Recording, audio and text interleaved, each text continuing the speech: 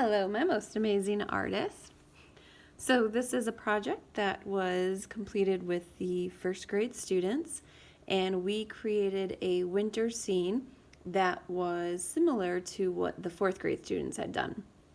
So first we're going to start by painting our background, and I have some yellow and orange paint. Let me see if I can move this over a little bit. And then I have some blue paint. And that's what I'm going to use for my background. First, I'm going to get started by getting some of the yellow and painting a yellow circle in the center. Then I'm not even going to clean my brush because then I'm going to take some orange and mix it with the yellow so I get this yellow orangish color, and I'm going to use that to paint another ring around the circle.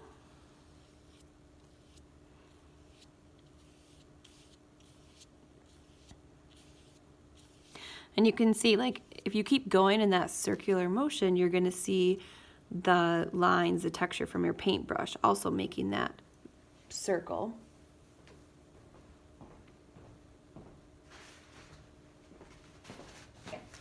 I had to go get a paper towel. So I want to try and wipe off as much of the paint as I can from my paintbrush.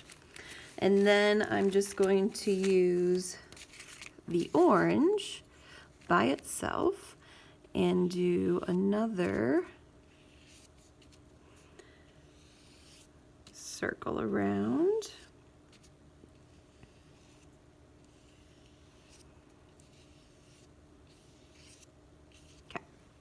So there I have yellow, orangish yellow, and then orange.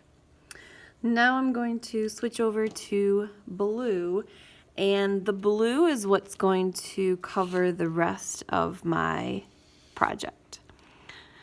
And I still want to continue making those circular motions just because this is our background, and it's just going to make it look that much more interesting if you can see all the texture and the lines from your paintbrush.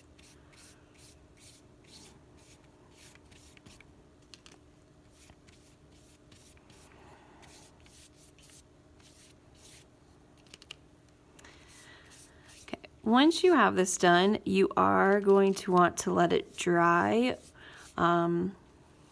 Couple hours, maybe even overnight, because you do want to make sure that before you add the trees and the snow that the paint is dry, so it doesn't all blend together. You don't want blue snow. Well, it would be kind of cool, but better to let it dry. All right, so I have that. That's gonna drive me nuts. And the powers of magic. Move this over here, and voila! Now I have a dry one. So, don't need these colors anymore.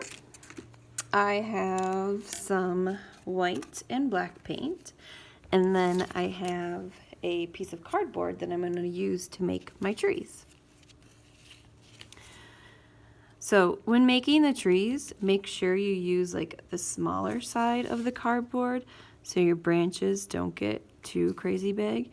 And then don't go all the way down to the bottom, because when we paint the snow, the black's not going to be dried, and we don't want the black and the snow, or the black and the white to mix together, because then we would have gray snow. All right.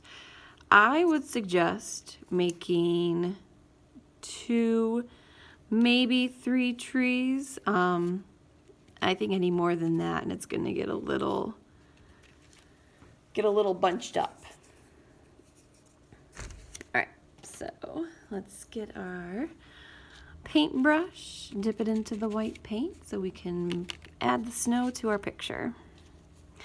And when I make the snow, I'm actually going to use my paintbrush and go up and down instead of side to side, and that is going to give it texture.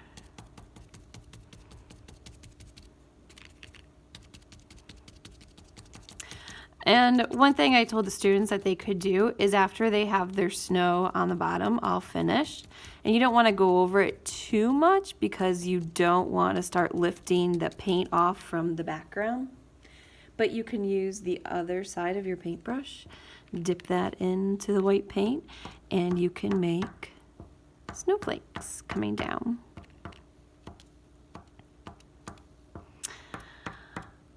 Lots of little snowflakes. I'm like the students, I get so caught up with, oh, this is fun, just tapping paper. All right, so that was our first grade project, and I hope you have fun. Bye.